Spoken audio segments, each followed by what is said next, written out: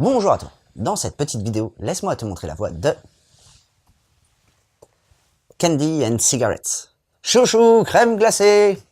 Bah quoi, je m'entraîne pour cet été, hein.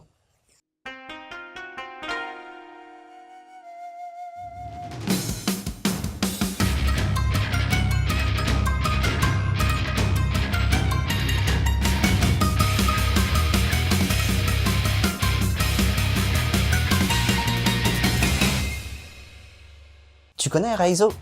Non? Normal, c'est comme qui dirait un homme de l'ombre, car il a été garde du corps pour une grande partie de la classe politique japonaise. Ça fait pas longtemps qu'il est à la retraite, mais avec ce qu'il touche comme pension, c'est pas la joie. Surtout que son petit-fils, Shota, est hospitalisé. Et, vu que sa maladie est classée comme pratiquement incurable et que le traitement coûte 900 000 yens par mois, soit 8 000 €, l'assurance maladie les a bien envoyés chier. Donc t'imagines un peu la galère dans laquelle il est. Mais Reizo se veut rassurant pour sa fille et lui a promis de pouvoir payer le traitement de Shota. Il va donc cumuler les petits boulots pour essayer de joindre les deux bouts, mais c'est toujours pas gagné. Pourtant, un jour, il va remarquer une offre d'emploi qui promet un salaire d'1 million de yens par mois. Ce serait parfait pour lui.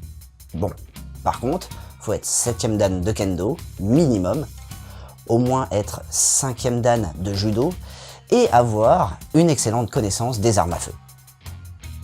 Ça lui paraît un peu louche, mais bon, il n'y a que ça comme solution, donc il y va. Arrivé sur le lieu de l'entretien qui ressemble grandement à une librairie, soit dit en passant, il va être conduit dans une pièce secrète. Le boulot demandé est tout simple. Il doit aller dans une chambre d'hôtel pour faire du nettoyage. Bon, rien de particulier jusque-là, tu vas me dire. Sauf qu'arrivé sur les lieux, il découvre un cadavre. Et aussi, une tueuse à gages de 11 ans, Miharu, qui va se révéler être sa coéquipière. Et c'est là que tout va commencer.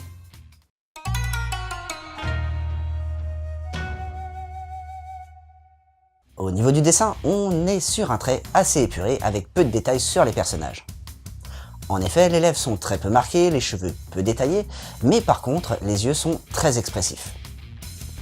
On est sur quelque chose qui pourrait plus s'apparenter à un crayonné un peu plus poussé. Alors tu pourrais croire comme ça que c'est pas très beau, mais détrompe-toi. C'est pas parce que c'est simple que le dessin est pourri. Au contraire. En plus, le trait colle parfaitement avec l'univers ambiant, qui arrive à mêler meurtre et humour. Du côté des arrière-plans, on est sur quelque chose d'un peu plus fourni, mais dans la réalisation, ils sont assez épurés. Ça va permettre de donner plus d'intensité aux scènes et, par la même occasion, ça surcharge pas les cases, donc la lecture reste fluide. On notera au passage l'utilisation de traits de mouvement lors des scènes d'action, ce qui apporte du rythme à celle-ci. D'un point de vue du Nemu, les compositions de pages restent assez variées, mais en même temps, au niveau du découpage, on est sur quelque chose d'assez classique avec des coupes très rectilignes et très peu de superposition. Ça te permet d'avoir une certaine linéarité dans la narration et ça évite d'exploser dans tous les sens. Au niveau de l'édition, ce sont les éditions Casterman qui sont à la réalisation et qui ont pris le parti de conserver la couverture japonaise ainsi que les onomatopées, avec, en prime, une petite traduction très bien intégrée au dessin.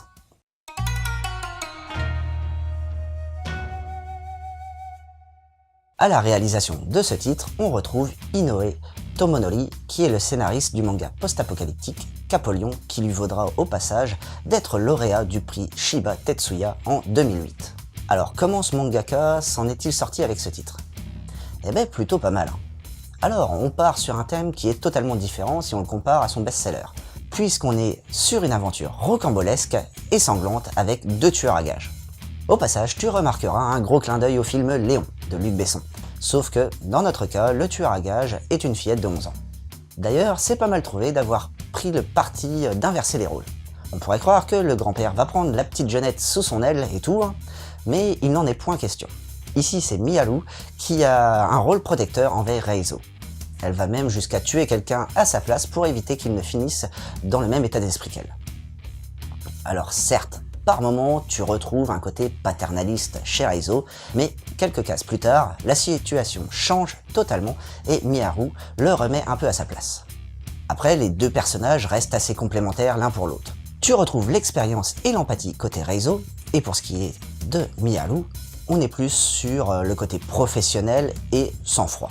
Et leurs deux comportements se justifient très facilement de par le fait que Reizo projette un peu l'image de son petit-fils sur Miharu, façon de parler bien sûr, pour Miharu, vu que toute sa famille a été tuée sous ses yeux, tu comprends vite pourquoi elle est comme ça. Le titre du manga est d'ailleurs bien en adéquation avec le scénario, sauf que le candy, le bonbon, t'as plus envie de le donner aux vieux, alors que la cigarette colle bien mieux à la personnalité de la petite jeune. Avec ce titre, t'auras un savoureux mélange de tueries sanguinolentes combiné à des aventures dont les rebondissements risquent bien de tenir en haleine.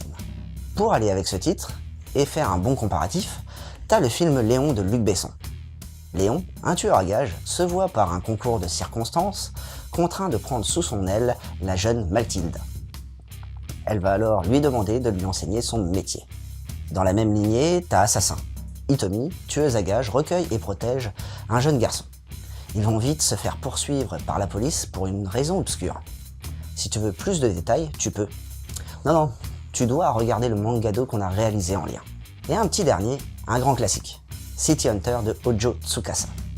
Ryo, tireur d'élite hors pair, qui est plus souvent embauché comme garde du corps qu'autre chose, va former avec Kaori un duo culte pour toute une génération. Et voilà, c'était Boubou, j'espère que cette petite chronique t'aura plu et surtout donné l'envie de lire Candy and Cigarettes.